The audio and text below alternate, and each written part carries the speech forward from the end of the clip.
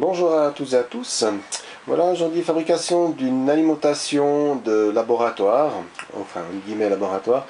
Ce sera une alimentation qui aura plusieurs sorties de tension. On aura tout d'abord une avec un variac, donc en alternatif, on aura entre 0 et 240 volts avec 3 ampères. Donc ça c'est une première chose. Ensuite on aura une deuxième alimentation avec une alimentation de PC où on aura le plus 12, plus 5, plus 3,3 volts, moins 5 et moins 12 volts. Le moins 5 et moins 12 volts, je vais pas m'attarder dessus, je vais quand même les câbler, mais il n'y aura pas de mesure, rien du tout dessus. Je pense pas que c'est quelque chose que je vais utiliser au quotidien. Je vais le prévoir, mais sans une grande utilité directement sur ce bloc d'alim. Il y aura sur la façade avant ici, donc on aura la molette bien évidemment ici du variac. On aura un affichage, alors je voulais faire un système avec des LED et tout, donc non. J'aurai un affichage avec un LCD ici, un 20x4, où on aura donc du moment, il y aura des petits boutons pour activer chaque sortie. Et ensuite on aura ici la tension et l'ampérage de chaque sortie. Voilà, donc ça je vais le faire avec un Arduino, avec des capteurs. C'est pas des capteurs super précis, par contre ça me permettra de savoir s'il y a une consommation. C'est vraiment pas pour mesurer à la précision, hein. C'est uniquement pour savoir que l'alimentation, il y a du courant et combien on consomme en moyenne, hein. Donc ça sera vraiment pas quelque chose de précis. Si je veux quelque chose de précis, il faudra que je prenne un appareil qui sera externe pour avoir beaucoup plus de précision. Mais disons que ça me permettra de savoir par exemple un appareil, peu importe, quand on le branche, savoir s'il y a une consommation ou pas, ou si l'appareil est directement mort. Et surtout de savoir s'il y a un court-circuit, si ça monte en ampérage ou pas. Voilà, donc ça sera juste indicatif, sans une très haute précision. Ensuite, pour tout ce qui est l'affichage, donc on aura quand même un affichage avec des aiguilles comme ça, hein. Donc il y a un voltmètre, il y aura un ampèremètre pour ce qui est du variac, et externe ici séparé, il y aura un voltmètre et un ampèremètre séparé, lui aussi sera à cadran. Donc j'ai ici c'est celui-là, donc jusqu'à 5 ampères, donc j'aurai un cadran aussi comme ampèremètre, mais qui ne sera pas raccordé sur le système, hein. Donc ça sera vraiment un ampèremètre externe. Et donc on aura ensuite des fiches bananes qui viennent, si je vais les prendre, voilà. Donc on aura ici des fiches bananes pour faire les sorties et les entrées sur le voltmètre et l'ampèremètre en courant continu. Voilà, donc je vais me mettre à la fabrication de ça. Ah oui, et à l'arrière, donc ici, juste, voilà, ici à l'arrière, donc sur la face arrière, sur la partie qui sera à l'arrière, ici, il y aura des disjoncteurs automatiques pour le variac, et je suis en train de regarder, mais certainement pour le 5 volts et le 12 volts. Donc ça sera le 3,3 volts, étant donné que je vais rarement aussi l'utiliser, j'y mettrai des fusibles, des petits fusibles rapides à l'arrière sur un porte-fusible. Mais je ne vais pas investir dans des disjoncteurs qui coûtent relativement cher pour quelque chose que je vais utiliser très rarement. Donc là vraiment l'alimentation elle sera utilisée plutôt en 12 volts, en 5 volts. Ah oui, et puis je vais faire un PVM aussi, donc j'aurai une sortie sur PVM, et celle-là sera alimentée par une des sorties 12 volts de l'alimentation. Donc tout ça, ça sera protégé avec un disjoncteur automatique, et tout ce qui est moins 5 volts, moins 12 volts et le 3,3 volts, ça sera un bête fusible rapide, donc les 20 mm pour la protection aux sorties de l'alimentation. Voilà.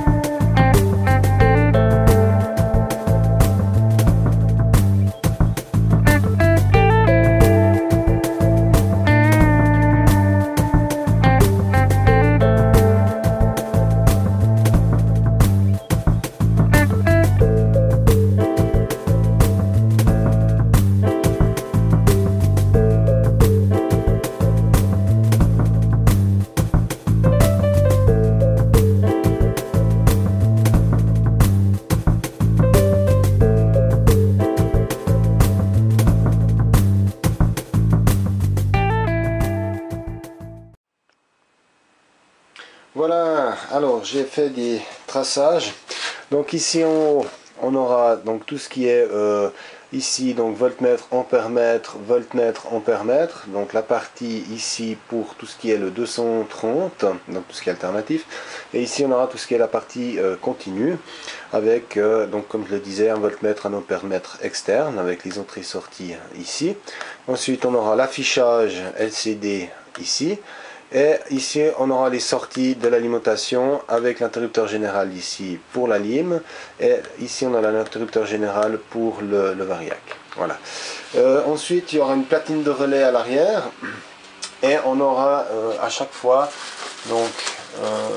donc ici on aura les fiches bananes, hein, plus moins, et on aura un petit interrupteur de commande. Donc tout ça, ça sera géré par l'Arduino bien évidemment, avec un petit interrupteur de commande ici pour enclencher et déclencher l'alimentation. Voilà. Autrement, rien d'autre de spécial. Ici c'est juste un interrupteur, donc comme vous l'avez vu avant, donc un bête interrupteur à bascule qui commutera l'alimentation générale de l'alimentation de PC. Voilà, donc maintenant je vais commencer à percer toute la platine et commencer le montage des instruments.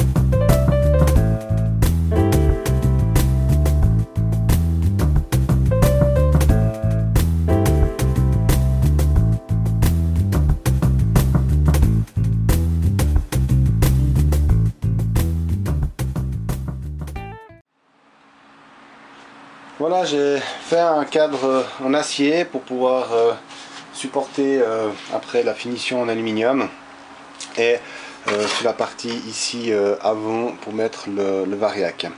Vous m'excuserez, mais j'ai loupé les prises de vue, je sais pas ce qui s'est passé. J'étais sûr d'avoir lancé l'appareil pendant que je faisais les soudures, et en fait pas du tout. Donc bon, rien de bien sorcier, hein. J'ai fait un châssis avec des cornières en métal pour pouvoir fixer comme il faut le variac, qui vient lui ici à l'intérieur comme ceci. Voilà, donc il est encore percé pour le visser ici. Et ensuite il y a l'habillage donc avant, la face avant, qui est quasiment terminée, hein, tout est plus ou moins percé, reste à peindre et à indiquer, à monter les instruments dessus. Voilà.